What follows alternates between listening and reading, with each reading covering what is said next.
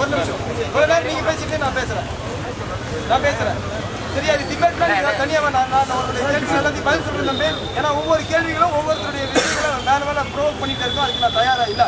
அதனால நான் சொன்ன கருத்தை மையமா வச்சு கலைஞ்சி போலாம், ஒத்துழைப்பு கொடுக்கலாம், போலீஸ் கூட அதே ஃப்ரெண்ட்லியா இருக்கலாம் அப்படின்னு நினைக்கிறவங்க தாராளமா கலைஞ்சி போகலாம். அப்படி இல்லை நான் இங்கதான் இருப்பேன்னா நான் ஒன்றும் கட்டாயப்படுத்துறது பார்த்தீங்கன்னா நீங்க அப்படி இருக்கிறதுனால நான் ஏற்கனவே காலையில இருந்து சொல்லிட்டு இருக்கேன். இந்த மாணவர் போராட்டம் எப்படி வெற்றி பெற்று வரலாற்றில் பதிஞ்சதோ அதே போல இந்த மாணவர் போராட்டத்தில் திருச்சி மாநகரத்தில் ஏதாச்சும் ஒரு பின்னடைவு நடத்தினா அந்த கரைகளுக்கும் அந்த கசப்பான உணர்வுகளுக்கும் அந்த மிக மோசமான வரலாற்று பதிவுகளுக்கும் நீங்க ஒரு காரணமாக இருக்கிறார். அந்த அன்பும் வேண்டுகோளும் அக்கறையும் உங்க மேல இருக்கிறதுனால சொல்லிக்கிறேன். இந்த மாணவர்கள் சில மாணவர்கள் போல வந்திருக்கிறவங்களாலையும் சில அமைப்புகளாலையும் மிஸ்கைடு பண்ணப்படுகிறார்கள் அப்படிங்கிற ஒரு இன்டெலிஜென்ஸ்னாலதான் இவ்வளவு தூரம் வந்து பேசிட்டு இருக்கிறோம். இவ்வளவு நாளா பேச கிடையாது, மறுபடியும் வந்து பேசிட்டு இருக்குன்னா நீங்க வயசுல சின்னவங்க.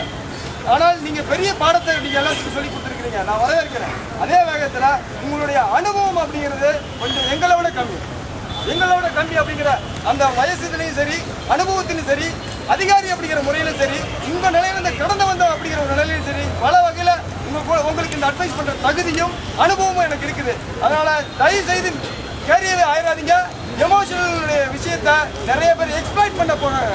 அந்த எக்ஸ்பிளைட்டேஷனுடைய விளைவுதான் சில இடங்கள்ல சில பிரச்சனைகள் உண்டாயிட்டு இருக்கு. திருச்சியும் அதை மையமா வச்சு நடக்கிறதுக்கு இன்னமும் சரி நடந்துட்டு இருக்கிறது தீர்க்கமான இன்புட் இருக்கிறதுனாலதான் உங்கள்கிட்ட மறுபடியும் மன்றாடி கேட்டு இருக்கிறேன். இல்லைன்னா அப்படி பேச வேண்டிய அவசியம் இல்லை. அதனால உங்கள்கிட்ட நான் அப்படி வந்து பேச கிடையாது. உங்களுக்கு நீங்க என்ன கேட்டீங்களோ அதை செஞ்சு கொடுத்தோம். என்ன பாதுகாப்பு கேட்டீங்களோ அதை செஞ்சு கொடுத்தோம். நீங்கள் மழையில் நனையும் போது நாங்களும் நினைஞ்சோம், நீங்க குளிரில் நடக்கும் போது நாங்களும் நினைஞ்சோம், நாங்களும் குளிரில் நினைக்கணும். நீங்கள் வெயில காயும் போது நாங்களும் நீங்கள் எப்படி சாப்பிட்டீங்களோ அந்த அளவுக்கு கூட நாங்க சாப்பிட கிடையாது. அந்த அளவுக்கு நாங்க உங்களோட நின்று நாங்க களமாடி இருக்கோம்.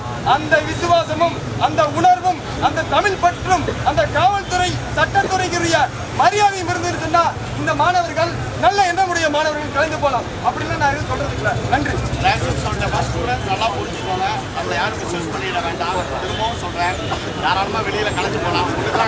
அவங்க